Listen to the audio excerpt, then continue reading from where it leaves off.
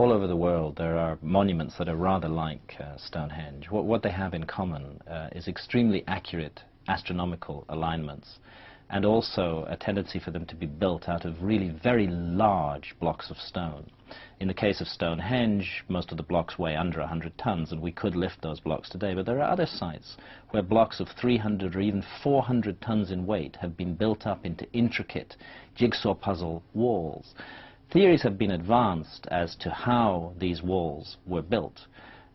Most cases, those theories have been advanced by people without experience in engineering. And when you talk to engineers about putting together walls made of 300 or 400 ton blocks of stone, they'll tell you very honestly, they just don't know how it was done. What all these ancient sites say, their testimony, if you like, is that ancient man, going back thousands of years before our time, was far, far more sophisticated than we're prepared to give credit for. That there was a civilization that was capable of mapping the heavens and the earth as accurately as we can ourselves today. That there was a civilization that was capable of lifting weights so heavy that even with the latest technology, we ourselves would find it very difficult to do the same job. The question that comes to my mind is, how long are we going to go on closing our eyes to the possibility of a huge forgotten episode in human history, to the possibility that the historians haven't got it all quite right, to the possibility that we may be a species with amnesia, and that there may be something in our past, a great lost civilization, as all the myths and legends say, that we haven't yet come to terms with at all. I get the feeling that all over the world people have become dissatisfied with the sterile, dry, and frankly meaningless answers to the great mysteries of life that are given by science and by history. More and more people, and I would say it runs into tens and perhaps even hundreds of millions around the world, are increasingly aware that we're a much more mysterious species than we give ourselves credit for, and that there are many more mysteries and secrets in our past than we are prepared to accept at the moment. And this intuitive sense that people have is driving them to re-examine the past of the human race. Whether or not the historians and the scientists want to do it, the people themselves are leading the way in this quest for the truth about our own past. I would say that it's most important of all to question authority. Actually, it's very clear. If we look at the history of science, even within recorded history, we can see that the great advances in science have always been made against a background of enormous resistance from the quote-unquote establishment. If we just blindly accept what the so-called authorities tell us, then we'll never make any kind of progress in ideas. It's essential to keep an open mind to all possibilities, and not to be bound down by theories and ideas put forward by an entrenched establishment who have a vested interest in those very theories and ideas. That you can find pyramids all over the world, on each continent, and the question is, when and who did build those pyramids? Why many of those pyramids all over the world are looking very, very similar? Another question is, did there really exist a global civilization? And I think many of our researchers are really telling us that once upon a long time a global civilization existed. But how many thousands of years ago, we don't know. It's long been noticed that there are curious similarities between the very ancient historical cultures of Mexico, of the Andes, and of Egypt, and other places around the world as well, quite distant and scattered places. And it's been suggested from time to time that maybe these have resulted from some kind of direct influence of Egypt on Mexico, or of South America on Egypt, or so on and so forth. My own view is that what we're looking at here is a common influence that touched all of these places long before recorded history began. A remote third-party civilization, unidentified by historians, that had a presence in Mexico, that had a presence in South America, that had a presence in Egypt and elsewhere, and that left behind a legacy of knowledge in all of those places. That legacy was then reinterpreted and developed and used in different ways by the different peoples, but still, even to this day, we find those common elements, and I think they all go back to a common source. There are so many strange similarities linking ancient Egypt, ancient South America, ancient Central America as well. One of the best examples is the kind of stonework that was used, very large blocks of stone put together with extraordinary complexity in very finely built walls with joints so precisely aligned that you can't even slip a piece of paper into those joints today.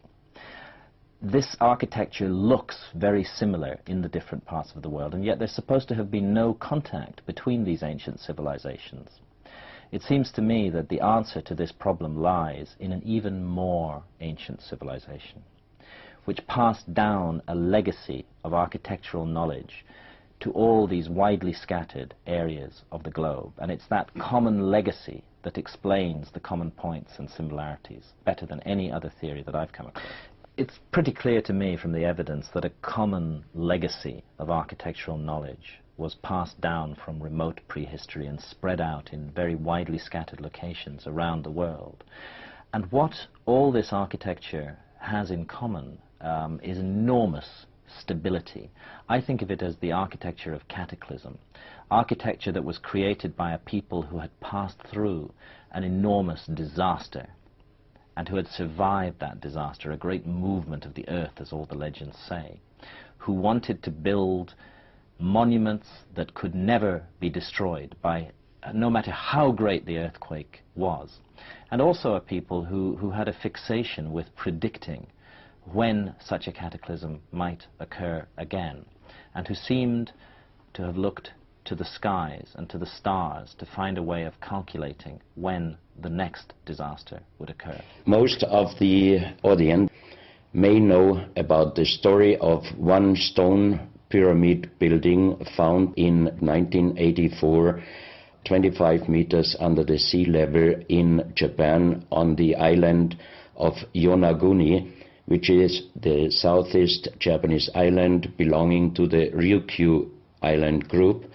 And there is still a struggling of some international archaeologists who are saying that these monuments were done by nature. But my friend Professor Masaaki Kimura did several years since then researches not only on this monument, but also he found several others close by. On the right side down you have a model, and one thing nature is definitely not doing on top of two platforms of this monument. There is one huge stone turtle and one huge stone bird like an eagle.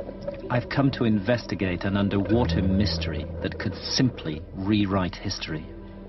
This looks like a temple, but the last time it was above water was 10,000 years ago.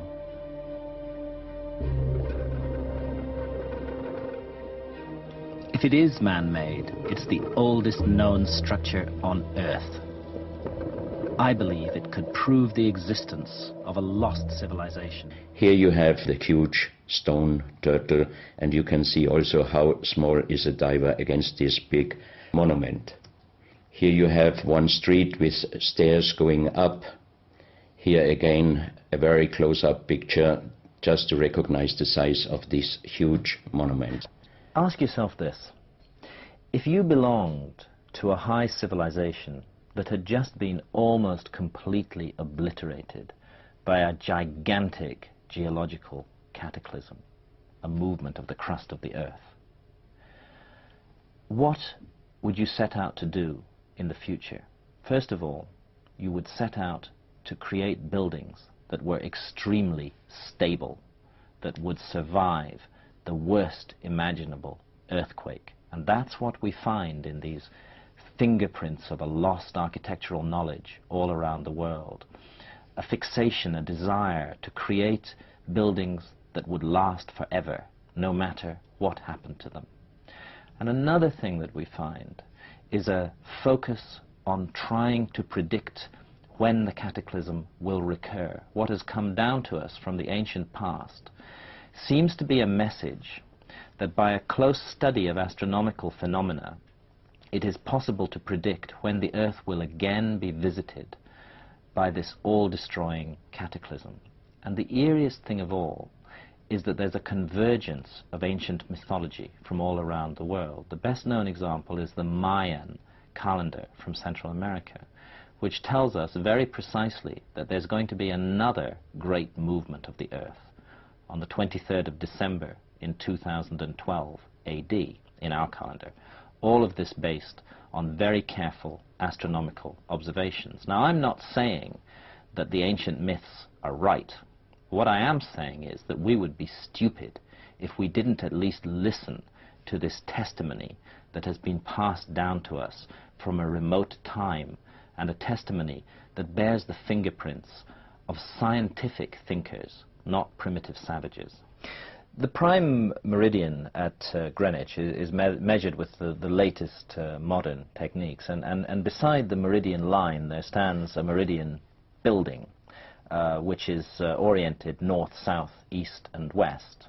The interesting thing about this building, although it incorporates all the latest knowledge, is that it is in fact 9/60ths of a degree off true north, and that's about the best we can do with our culture. If you go to Egypt and go to the Great Pyramid, which is not just any little building, which is a 6 million ton building, and which is at the very least 4,500 years old and perhaps much older, you find that it is just 3/60ths of a degree off true north. Now, what this tells us is that the people who built the Great Pyramid were people with advanced scientific knowledge, with the ability to express that knowledge with incredible precision in the most remarkable monument that has ever been built on the face of this earth. We're told by Egyptologists that that monument, perfectly oriented due north, south, east and west, was built simply to satisfy the ego of some pharaoh of the 4th dynasty as his tomb. Everything about the monument proclaims the opposite conclusion, that it could never have been a tomb, and that whatever its purpose and function is, it was not to satisfy the ego of an individual pharaoh, whose name is not even inscribed upon it in any place. This is a work of science and intelligence left for future generations to puzzle out. Not only is it perfectly oriented to the north, it also stands on latitude 30, exactly 1/3 of the way between the North Pole and the equator. Again, the Egyptologists would like us to believe that this is the result of coincidence. I think this defies common sense, and more people are unwilling to accept such an idea about the Great Pyramid. If it stands on latitude 30, then it does so because its builders deliberately put it there. These beautifully crafted walls in Machu Picchu are strikingly like the buildings that surround the Great Pyramid in Giza. Here too we see the symmetry in the building style. This has got to be more than a coincidence. In all these ancient sites we find the same building techniques, the same huge scale of building and the same precise orientation with the compass. Just look.